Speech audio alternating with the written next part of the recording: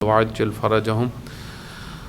خداوند متعال اب سب مومنین کو صحت و سلامتی عطا فرمائے، اور جہاں پر بھی مومنین ہیں خداوند متعال سب کو اپنے حفظ و امان میں قرار فرمائے انشاءاللہ۔ میں نے آپ کی خدمت میں آج مقدمتاً جو بحث عرض کرنی ہے وہ ہمارا ایک موضوع تھا کہ جو کچھ عرصے سے کچھ وقت رمضان المبارک سے پہلے ہم نے شروع کیا تھا لیکن اس کو کمپلیٹ نہیں کر سکے تھے۔ اس حوالے سے آج ایک لیکچر ہمارا تعارفی ہوگا، اور یہ ماہ رمضان المبارک کا تعارف بہت امپورٹنٹ ہے، اور تعارف بھی جو ہے وہ امام زین العابدین علیہ الصلوۃ والسلام نے اللہم صلی علی محمد وعجل فرج جو کروایا ہے، اسی کا سلسلہ چل رہا تھا استقبال ماہ رمضان المبارک کے حوالے سے 44 نمبر دعا صحیفہ کاملہ کی۔ اس کے ایک حصے میں امام علیہ الصلوۃ والسلام نے اس مہینے کے اسماء کا ذکر کیا ہے، اس مہینے کے نام بیان کیے، رمضان کے نام۔ تو انشاءاللہ آج ہم اس کے اوپر مختصر سے گفتگو کریں گے، پھر آئندہ آنے والے جو ہمارے لیکچرز ہوں گے انشاءاللہ خداوند متعال کے لطف و کرم سے، اس میں ہم جو ہے وہ سورہ بقرہ کی اوپر ایک کلی نظر اس کے تمام مطالب کے اوپر، اور اسی طریقے سے پھر سورہ بقرہ کی بعض آیات کی باقاعدہ ترتیب سے ہم تفسیر بھی کریں گے۔ تو اس میں جو چند لیکچرز ہوئے تھے استقبال ماہ رمضان المبارک کے حوالے سے تقریباً 3 ہو چکے ہیں۔ تو امام علیہ الصلوۃ والسلام نے اس دعا کا آغاز حمد و ثنا سے، جس طرح سب دعاؤں میں ہی حمد و ثنا سے آغاز ہوتا ہے، اس میں حمد و ثنا کے حوالے سے کچھ نکات عرض کیے تھے کہ حمد و ثنا کس کو کہتے ہیں، اور امام علیہ الصلوۃ والسلام نے کس خوبصورت انداز سے یہاں پہ حمد کی۔ تو اس میں حضرت نے آغاز اس طریقے سے فرمایا کہ حمد ہے پروردگارہ آپ کی اس چیز پہ کہ آپ نے ہمیں حمد کی ہدایت دی ہے، یعنی اللہ کی حمد، اس کی حمد پہ، اور اللہ کی حمد اس چیز پہ کہ اس نے ہمیں اہل حمد میں قرار دیا ہے، ہم حمد والے ہیں، وجعلنا من اہلہ، ہم اہل حمد ہیں۔ جس طریقے سے اہل قرآن ہونا یہ فضیلت ہے، اہل مسجد ہونا یہ فضیلت ہے، اہل البیت علیہ الصلوۃ والسلام کے اہل میں سے ہو انسان، یعنی ان والا ہو، یہ فضیلت ہے۔ اسی طریقے سے ایک بہت بڑی فضیلت اور کرامت انسان کے لیے یہ ہے کہ وہ اہل حمد ہو۔ حمد یعنی اللہ تعالیٰ کی نعمتوں پہ جو اس نے عطا کی ہیں ان پہ اس کی تعریف کرنا۔ اچھا، وہ عملی تعریف بھی ہے اور زبانی تعریف دونوں ہیں، وہ اس کو میں نے مختصر سا بیان کیا۔ رمضان المبارک کے جو امام علیہ الصلوۃ والسلام نے نام بیان کیے ہیں، پہلے اس چیز کی طرف بھی توجہ رکھیے گا آپ کہ خود صحیفہ کاملہ کی 54 دعائیں، ٹھیک ہے، کیونکہ بعض عزیزان جہاں پہ جو بیٹھے ہوئے ان کو میں متوجہ کرنے کے لیے کہ وہ اس نقطے کی طرف توجہ کریں کہ صحیفہ کاملہ امام زین العابدین علیہ الصلوۃ والسلام کی دعاؤں کا مجموعہ ہے، اور اس میں جو 54 دعائیں ہیں ان میں تقریباً اکثر جو موضوعات ہیں وہ ہماری زندگیوں کے ساتھ مربوط ہیں، بہت امپورٹنٹ موضوعات ہیں، صرف دعا کی حد تک نہیں ہے۔ مثلا والدین کے متعلق دعا امام علیہ الصلوۃ والسلام، بچوں کے متعلق والدین کی دعا، اسی طرح جب مریض ہو گیا تو دعا، جب انسان مریض ہو جائے تو کون سی دعا کرنی، جب انسان فرض کرے کہ توبہ کرنی ہے اللہ کی بارگاہ میں، پریشان ہے، توبہ کرنی ہے گناہوں سے، امام علیہ الصلوۃ والسلام نے اس کا سلیقہ سکھایا ہے، ٹھیک ہے، دعائے توبہ موجود ہے۔ اسی طریقے سے جب اللہ کی بارگاہ میں مغفرت کا ارادہ، اس وقت دعا فرمائی، شیطان سے بچنے کے لیے، اپنے آپ کو اللہ کی پناہ میں لے جانے کے لیے، اس میں دعا، مقروض ہے انسان اس کے لیے دعا، امام علیہ الصلوۃ والسلام نے تعلیم فرمائی۔ در حقیقت ہیں دعاؤں کا مجموعہ، لیکن اس کے اندر بہت گہرے مطالب ہیں۔ تو 2 دعائیں جو ہیں وہ رمضان المبارک کے متعلق ہیں امام علیہ الصلوۃ والسلام کی۔ ایک اذا دخل شہر رمضان، جب رمضان المبارک داخل ہوتا تھا تو امام علیہ الصلوۃ والسلام دعا فرماتے تھے۔ اس چیز کی طرف توجہ کریے گا، بہت بنیادی مطلب یہاں پہ میں ایک اور عرض کروں، پھر رمضان کے اسماء کی طرف ہم آتے ہیں۔ دیکھیں امام علیہ الصلوۃ والسلام نے اس معاشرے میں اس چراغ کو جلایا جہاں پہ اندھیرا ہی اندھیرا تھا۔ دیکھیں جہاں پہ بہت اندھیرا ہو نا، جیسے یزیدیت کا معاشرہ اس وقت تھا، ٹھیک ہے، یزید کی حکومت تھی، امام علیہ الصلوۃ والسلام نے اس کے زمانے میں بھی وقت گزارا، بعد میں جو اس کے مرنے، اس فنار ہونے کے بعد یزید کے جو دوسرے حکمران آئے وہ بھی اسی کی طرح تھے. تو امام علیہ الصلوۃ والسلام کی زندگی کا جو 40 سال کا عرصہ ہے وہ بہت مہم ہے. وہاں پہ معاشرتی لحاظ سے بہت پستی تھی، لوگ دین کو ایک مسخرہ کی طرح لیتے تھے. اس کے ہیں موجود، اس کے شواہد موجود ہیں، دین کا مذاق اڑانا، کیونکہ یزیدیت یہی کرتی ہے، اس کا اثرات یہی ہوتے ہیں. تو امام علیہ الصلوۃ والسلام نے اس گھٹن کے معاشرے میں، گھٹن کا ماحول تھا وہاں پہ، بہت زیادہ گھٹن تھا. امام علیہ الصلوۃ والسلام حتیٰ مجلس بھی برپا نہیں کر سکتے تھے، مجلس بھی نہیں رکھوا سکتے تھے. تو آپ دیکھیں کہ جہاں پہ بہت زیادہ اندھیرا ہو، گھٹن ہو، تو اندھیرے میں اگر تھوڑی سی بھی روشنی کہیں سے محسوس ہو تو وہ بہت اثر کرتی ہے، ٹھیک ہے.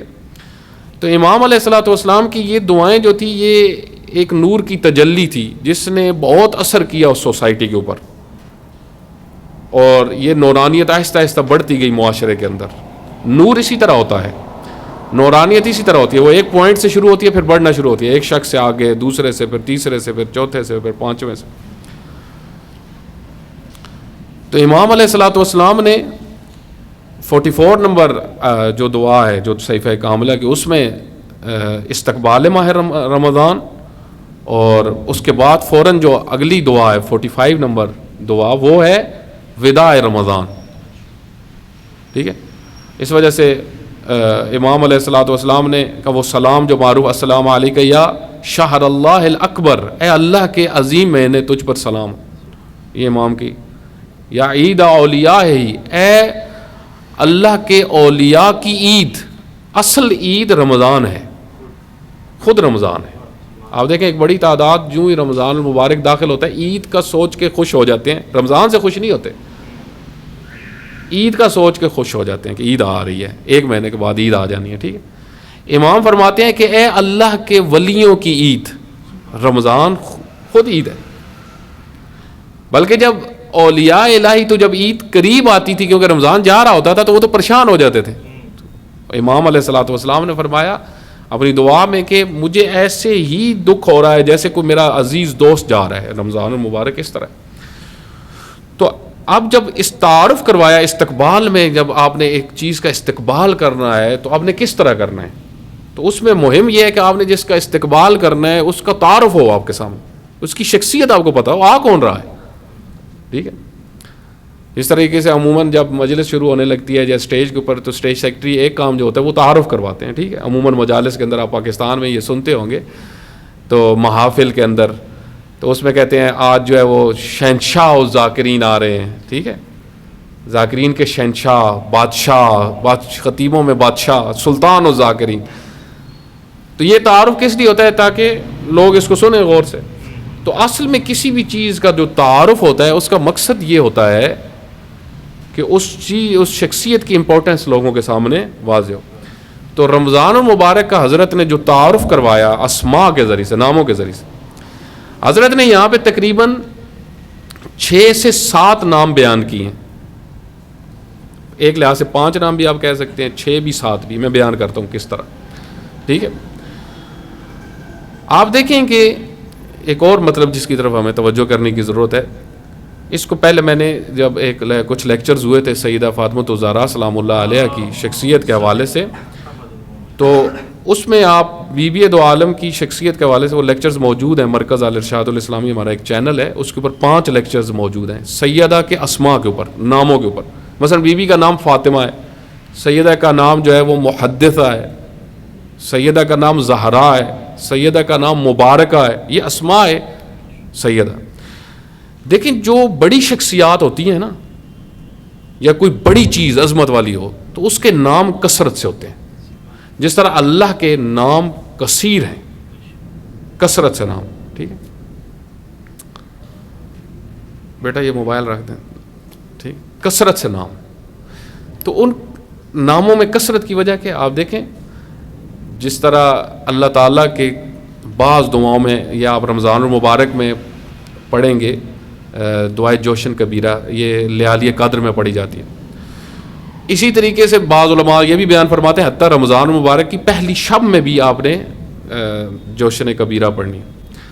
دعائے جوشن کبیرہ میں 1000 اسماء ہیں اللہ تعالیٰ کے، 1000 نام۔ بعض دعائیں آپ کو ملیں گی مفاتیح الجنان میں جس میں 100 نام ہیں، ٹھیک ہے۔ یہ اللہ کے اسماء بہت اثر رکھتے ہیں۔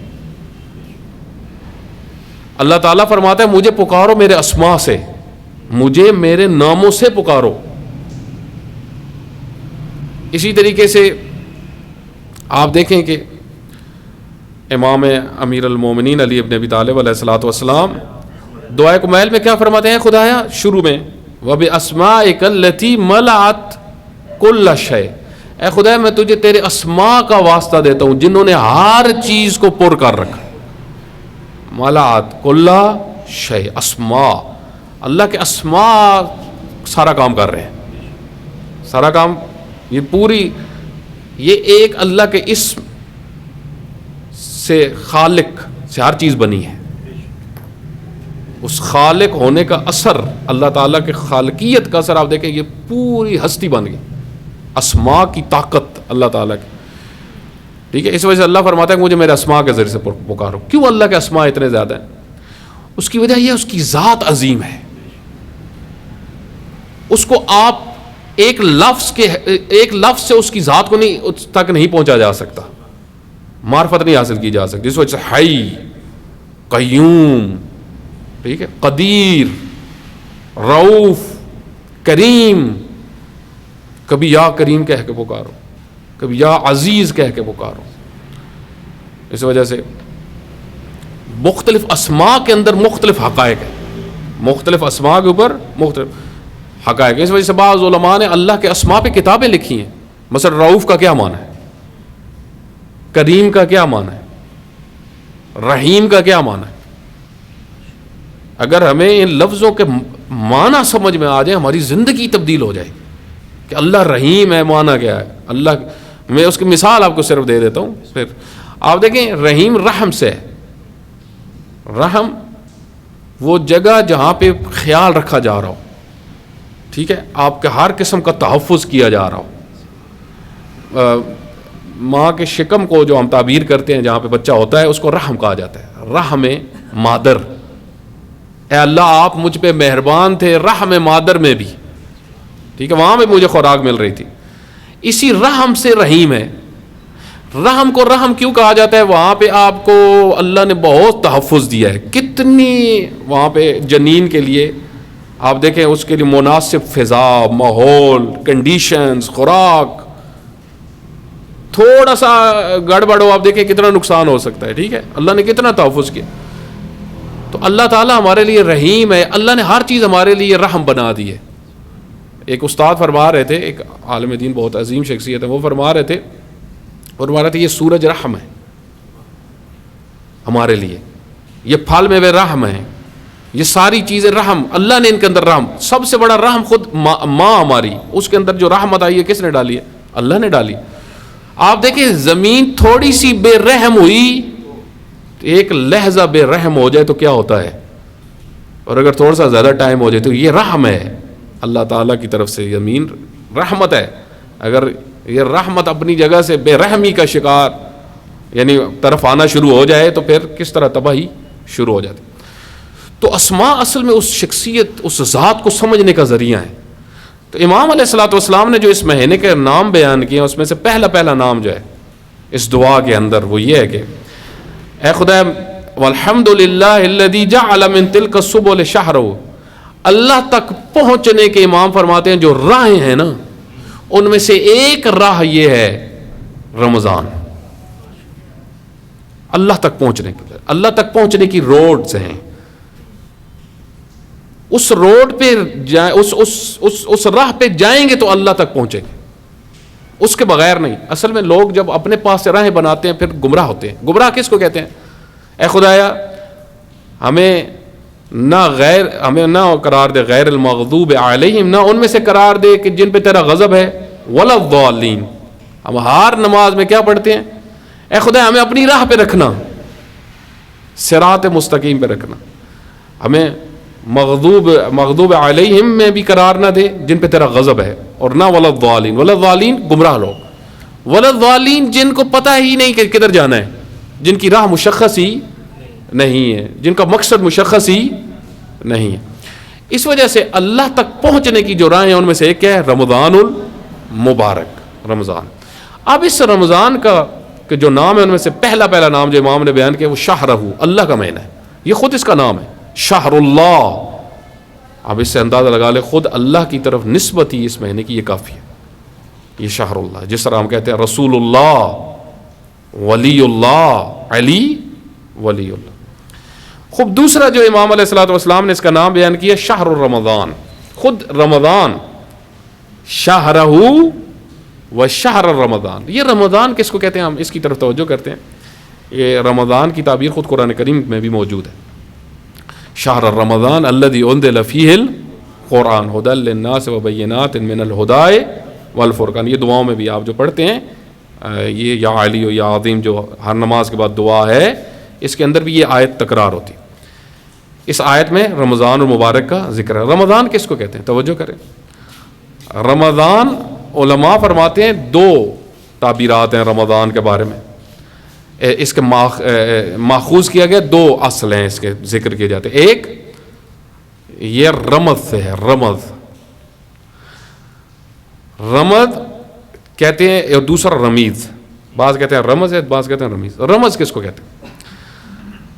رمض کہتے ہیں کہ ایک زمین جس کی حرارت بہت زیادہ شدت سے ہو، شدت، سورج کی شدت سے پتھر جب گرم ہوتا ہے عربوں کے ہاں، شدت میں جب اس کے اندر حرارت آتی ہے، حتیٰ یہاں تک کہ اس کے اوپر دانے آپ پھینکیں تو دانے بھن جائیں، اس کنڈیشن کو وہ رمض کہتے ہیں.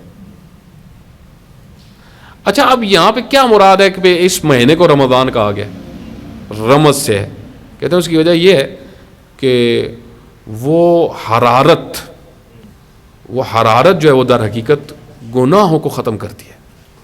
تشبیہ اس حرارت سے جو دی گئی ہے رمض کو. رمضان کا مہینہ در حقیقت ذریعہ بنتا ہے انسان کے گناہوں کی معافی کا. گناہ جل جاتے ہیں، گناہ جلا، وہ حرارت گناہوں کو کیا کر دیتی ہے؟ جلا دیتی ہے. اس کی وجہ یہ ہے کہ انسان میں کے رشد میں سب سے بڑی رکاوٹ، انسان کے آگے بڑھنے میں سب سے بڑی رکاوٹ کیا ہے؟ گناہ ہے. ہم دنیاوی لحاظ سے تو ہم کہتے ہیں نا کہ مثلا فرض کرے کہ فلاں آگے بڑھ گیا، جی آگے نکل گیا. کس طرح آگے نکل گیا؟ مثلا ہمارے ہاں کہتے ہیں اس کے پاس گاڑی اچھی آ گئی، اس کے پاس مکان اچھا آ گیا، یہ جی آگے فیملی میں یہ شخص آگے نکل گیا. انسانیت میں کون آگے نکلتا ہے یہ الگ بحث ہے. ایک ہماری سوسائٹی کے معیار ہے کہ یہ آگے نکل گیا. ہو سکتا ہے کہ معاشرتی لحاظ سے ہمارے ہاں ایک شخص آگے چلا گیا ہو لیکن اللہ کے ہاں وہ بہت پیچھے ہو. ٹھیک ہے، یہ ممکن ہے. جس طریقے سے آپ دیکھیں کہ ظاہری طور پہ جس کے پاس اقتدار ہو وہ ہمارے معاشرے میں اچھا ہے، جو بھی جس کے پاس پاور ہے، جیسے حاکم. اب یزید بھی حاکم تھا، ملاؤن ابن زیاد بھی حاکم تھا، لیکن دین کی نگاہ میں، اللہ کی نگاہ میں، اہل البیت علیہ الصلوۃ والسلام کی نگاہ میں وہ بہت گھٹیا ہے کیونکہ بد کردار ہے. لیکن دنیا کی نگاہ میں وہ بہت بڑا ہے، جس کے پاس پاور ہوگی وہ بڑا ہے. تو اللہ کے معیار، اسی وجہ سے اللہ کے نزدیک عزت کے معیار اور ذلت کے معیار وہ قرآن کریم میں ڈیفائن ہوئے ہیں. جو انسان کی رشد میں سب سے بڑی رکاوٹ ہے وہ گناہ ہے. اس وجہ سے رمضان ایک فرصت ہے کہ ہم اپنے گناہوں کو بخشوا سکیں، ہم اپنے گناہوں کو معاف کروا سکیں.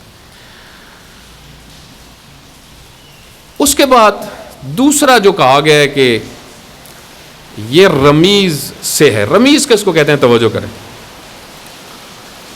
رمیز کہتے ہیں کہ خریف سے پہلے، خریف، فصل خریف، 4 موسم ہوتے ہیں.